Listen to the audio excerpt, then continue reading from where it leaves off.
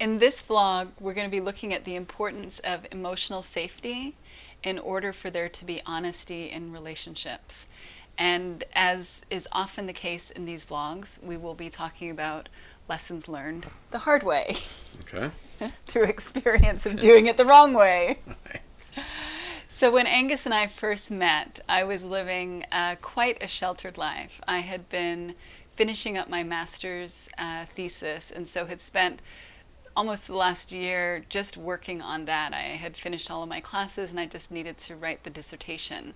And so I was, I would see friends occasionally, but most of the time I was focused on reading and researching and writing.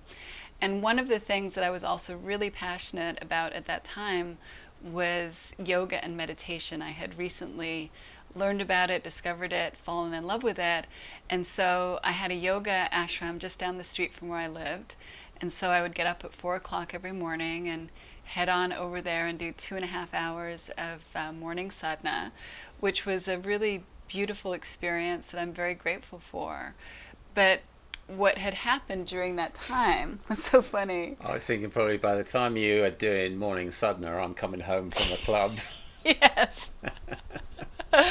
We're getting to that part. Okay, I'm jumping ahead. Yeah, so I was doing that, but one of the things that had happened is that my ego sort of got co-opted into that routine, and I became quite rigid and dogmatic, and the routine was part of my safety, I guess you could say, and I also had lots of rigidity around food and things like that. So I might have been a bit serious, as Angus would say.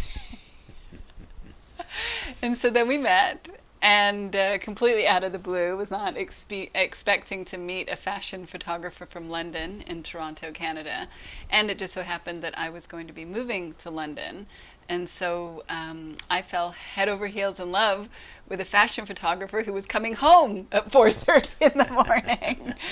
And I made it pretty clear up front that I didn't have any space in my life for shenanigans in the form of drugs or alcohol at that time. And so there wasn't a lot of room for emotional safety, would you say?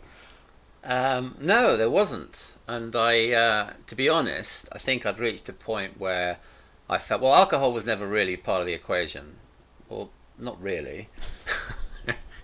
But drugs were. And I think I'd reached a point in my life where it had started to look like a problem. I knew it was a problem, but I could nevertheless, I couldn't turn my back on it. I tried. And never had any kind of reasonable results. So I think there was something reassuring about hooking up with someone who had zero tolerance for Hooking up? Well, beginning a relationship with someone who had no room for that. Mm-hmm. And so I think that felt for me as though I don't know, that was my wisdom as well, saying, obviously, I do love and adore this woman, but that's an added bonus that she's so rigid as far as drugs and alcohol are concerned, because that has proved to be very problematic in my life at this point. Do you wish me to continue in that vein? Well, I wanted to kind of look at, it might have been helpful, but it wouldn't have worked if you were doing it just for me. And also the way that I was holding it didn't allow you to be honest with me at the time. No. So... Is that accurate? It is accurate. And I did find myself going for a sneaky line or a puff on a joint at a party from time to time. Which I just learned about this week, really.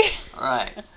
Because I knew that there was no room and there was zero tolerance, and you made it perfectly clear that the relationship could not survive if any of those shenanigans, as you refer to them, were going on. So, it would have been better if I had been honest. But nevertheless, I guess, it started to slowly peter out as I became more and more aware of the fact that I didn't like the dishonesty. The dishonesty actually felt like a lot of pressure. And it was really a wall between us, and it was again another situation where the wisdom that I had at my disposal back then was prompting me in one direction, which is towards, a healthier regime as far as life was concerned, which is something that I felt like you epitomized in many ways. And then up against, an old habit that was really born out of me trying to self-medicate my anxiety, which was, that was something that was ever present for me. And perhaps at the time I wasn't even that conscious of it. But the drugs, and to a lesser extent the alcohol, was my way of dealing with that. But yeah, of course, it didn't feel like a healthy way to be conducting a relationship, sort of, keeping this all to myself and doing something that, on one level I didn't want to do, and on another level I knew that it was putting the relationship in jeopardy. So it kind of it did create a wall between us that was, not helpful.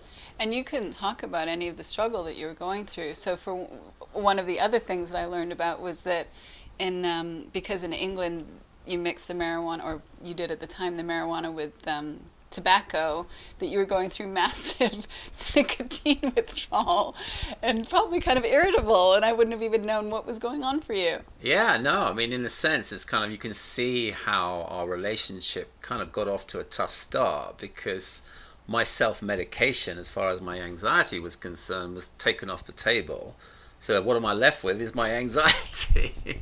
And yes, I'm sure a certain amount of irritability and reactivity came along with that. So it was quite a storm to have to weather, and somehow by hook or by crook we got through it.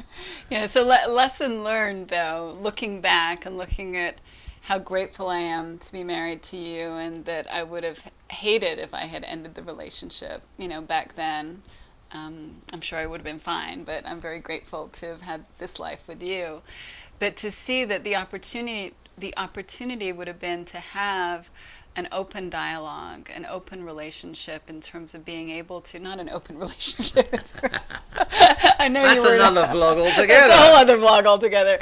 But an open relationship in terms of being able to communicate about that. And if I had had the capacity to really listen and hold space and not feel personally threatened by your struggle, because ultimately we were, wanting to go in the same direction, maybe not exactly the same way, but from a place of inner well-being and peace and love and security, we could have found a common ground that worked for both of us, that would have actually brought us closer together, rather than being a wall that, on some level would have been impacting the intimacy in a relationship in a negative way. Yeah, I mean, in a sense, looking back, our relationship sort of went through, there was volatility and then there was well-being. There was kind of no in-between. But it was the well-being that allowed us to see, yeah, we love and adore one another, we want this to work. But in the volatility, it was a completely different story. So it's just, it's kind of sort of, it's kind of now cool to reflect on that, because I feel like, that's how we were able to weather those storms. That we did have those storms of volatility, but we always came back down into well-being, where there were, calmer waters. And that's what kept us together.